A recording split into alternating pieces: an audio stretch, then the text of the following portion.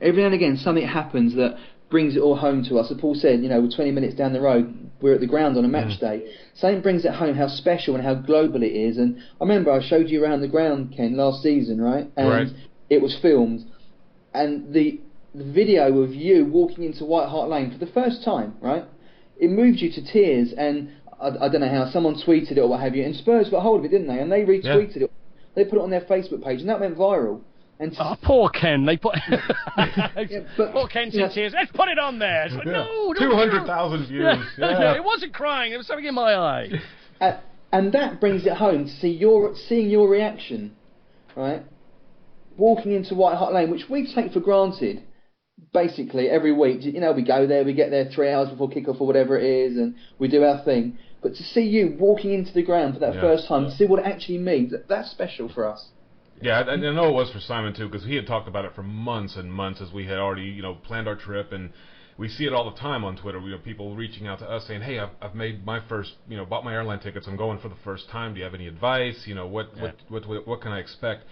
And it was magical. I still think about it. I go back and I look at that clip. What's the moment? What's the moment for you? Was it when you saw the pitch for the first time? Was it the moment you walked in the front door? If there was one moment that you remember more than anything else, that'll always be with you, what was it? I think it was, honestly, we got out of the car because the new home kit had gone on sale that morning. So this was the day before the match. And just seeing the lane appear out of nowhere in this neighborhood. Yeah. Because we drove there.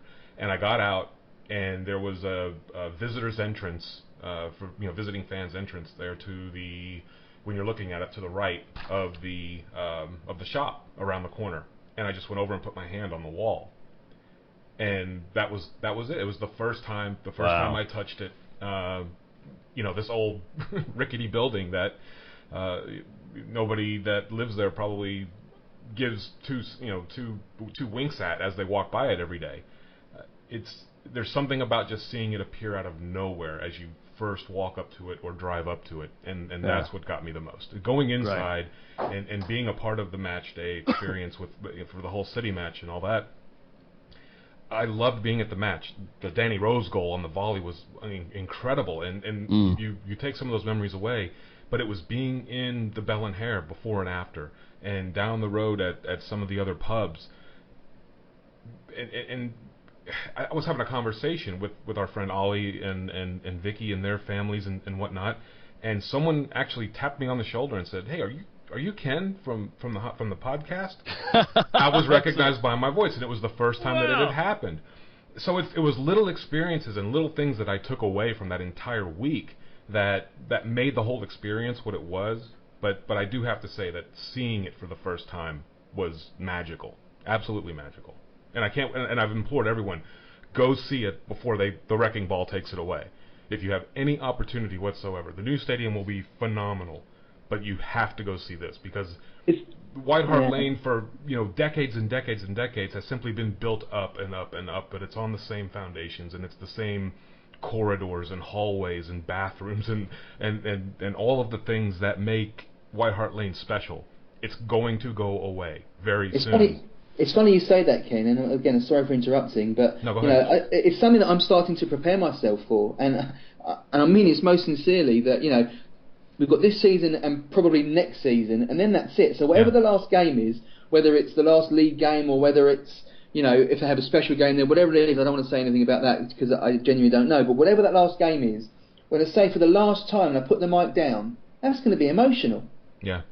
It really is. I'm filling up now just thinking about it. Seriously, the very last words at the very last game at White Hart Lane and walking out of that place for the last time. I know we're only going 50 yards across the road, right? I know that. But wow, that's my childhood. I say to anybody that listens, and I get asked why Tottenham and why is football so important. To me, your football club, it's the one thing that's constant in your life. I've said this before, right? Your parents grow up, grow older, and unfortunately pass on, right? You can change your religion, you can change your partner, you can change your political party, you can, your kids grow up and move on, all that kind of stuff. Your football club, it's the one consistent thing in your life. It is. And that's very true, unless you're a Chelsea fan and you now root for City. Hey, he's right. You don't. There's times, and I'm sure Daniel's felt that, and all Spurs fans have felt the same thing. And even in the job that I'm doing, and you think, you know what? I feel as if I'm not feeling it right. I feel as if it's gone. I feel as if the passion's gone, and it really worries me from time to time. And I think the fire's gone out, and then we'll pull something. We always do. It's just typical Spurs. Then we'll go. It was like I think it was the Chelsea game on January the 1st last year, and just when I'm thinking, I don't know, then you feel it, and then you go, thank goodness, it's still there, and it never goes away. And I often I get the whole. I took my little boy up to Leicester, because he's obviously got very privileged way of watching Spurs, and he's thinking, going in the tunnel at half-time is normal, and walking on the pitch and doing all this because he's always with me. And so I said, well, what we're going to do for your birthday, we'll go up to Leicester, and you can experience what's proper Spurs fan. You know, what it feels like. And I love that, because then it feels I don't have to worry about going here, there and everywhere, and I get that feeling again. And he was a little bit scared at first, bless him. He was just turned 8. And it was all the noise, and it was. But then he settled into it, and I said, "This is what it's really." Absolutely. Is he still wearing your 1978 Admiral shirt, Paul? My Admiral shirt, yeah. I had the original. I queued up for in 1978. Obviously, none of you were born then. To get the original Admiral Spurs shirt, which was the first flash one that we ever had. Yeah. And I'd kept it all these years, and we had a family day, and I thought it'll be good. My little boy can wear that shirt.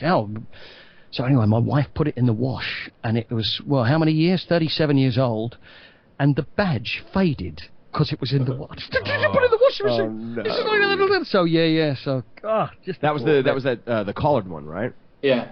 That was it. Yeah. Great The original one. Admiral. Yeah, I remember Boys, pictures of Ozzy and Ricky and in that one. That was such a flash kit. See, when Ozzy and Ricky came, I queued up outside John Wyndham's hairdressers in Upminster, in Essex, when they'd signed for 3 hours to get their autograph. And funny enough, I found it in my parents' house the other day, and there it is. And he just signed it Ardiles in those days, because it would just be one name. Now he signed. And that's the thing. And that's the thing. Obviously you've seen them far more often than I have. But these people we queue up to get their autographs for. And I covered, Paul. We had some special guests over end of last season for the Man City game. Obviously, being Man City, Ricky was there as well by chance, and I was used to host in another lounge. And these people that we used to queue up for to get their autographs and saw them scoring the winning goals at Wembley, we're there interviewing them now, and it's like wow, you've got to keep pinching yourself. It's just phenomenal.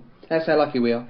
I know what it's like. I mean, I think the first time that I went along, when I was just asked to join, and how I was in awe meeting these people, and I'm just like, and I see it, and I love that. You see guys in their 50s or whatever, all of a sudden they turn to schoolboys, and this is why we've got so many legends. We call them legends because they are. It's great ex-players, and there's usually about 15, and all of them come back to Spurs, and then they revert back to when they were players, because that's the way they're treated, and that's the way I like to treat them as well.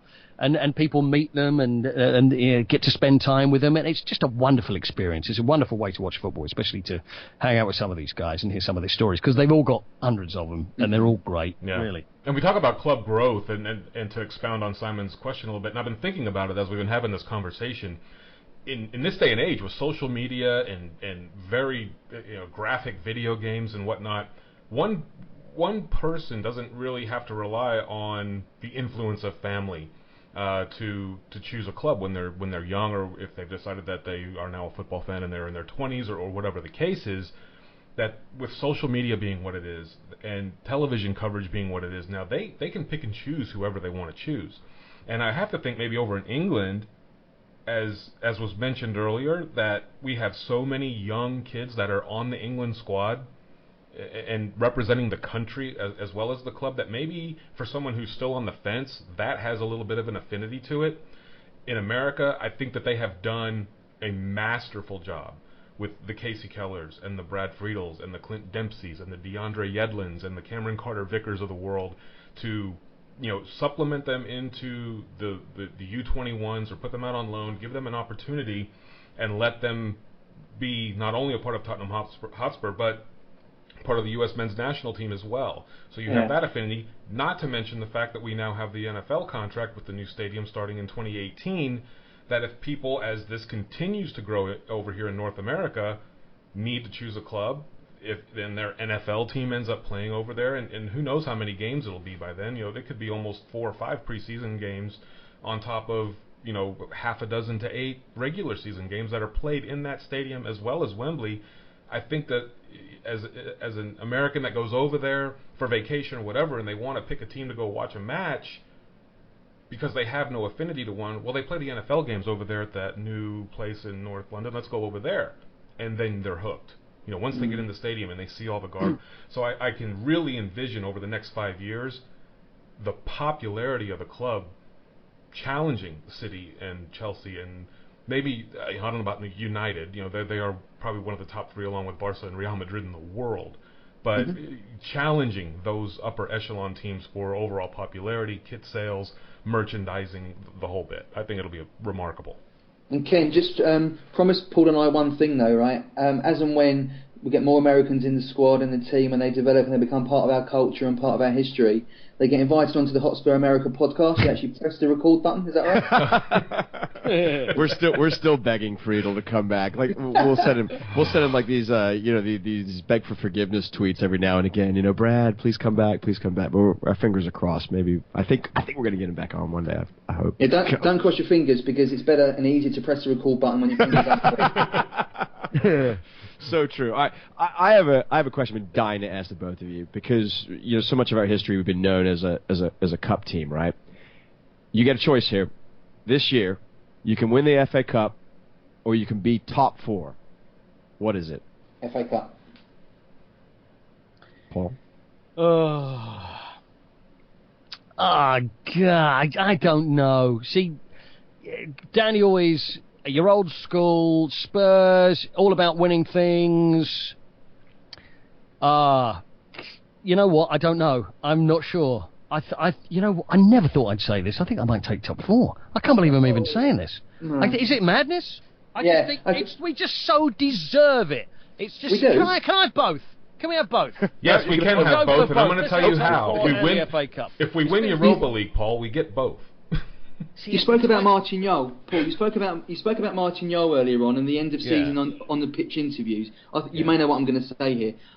The first season that he finished 5th, right?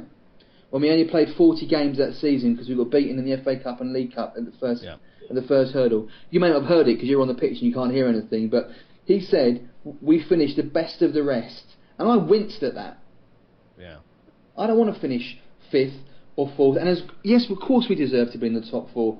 And look how fantastic it was when the Champions League came to Tottenham for that season, etc. Of course we deserve it, and of course I want that.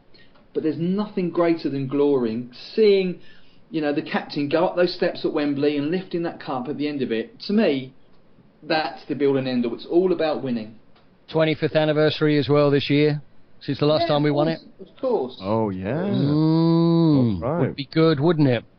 Yeah, it's about time as well. Come on, how many semis has there been since then? 17 semi-finals since we were last. There's been a few. Yeah, something crazy like that. It's not 17, but there's loads of semi-finals. You know, we're due to win the FA Cup. We're due to win. Well, obviously we're not going to win the League Cup now, but even the Europa League, people belittle that and play it down. No, let's win the bloody thing.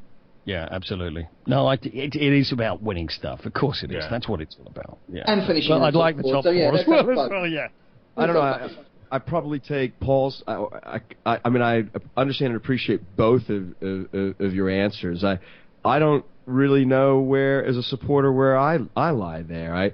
The future of the game and how success is defined now as an organization makes me lean towards top 4, but Daniel, isn't that wrong? Doesn't that show I know. Football's changed. I know. It's all about money. I know, and these are the game is changing. Okay, I mean, look, we're just go ahead. Yeah, sorry, I'm getting quite bullish now. But No. I want no. People say it's all about money, right? People say it's all about money, and we signed Joe Bloggs for £35 million, so he has to be a world beater. Right. I don't give a monkey's how much the players cost. That doesn't bother me as a fan. It really doesn't. It's all about getting the right players, whether they cost £3.50 or whether they cost £35 million. If they can gel and they can bring success to the club, I don't care about the money. That's nice, we've got money in the quid. You know, What were the fans singing to Chelsea a couple of weeks ago? You're going down with $1 billion in the bank. Yep. Fantastic. Yeah. Fantastic. Yeah, we've even talked on the show, Daniel, that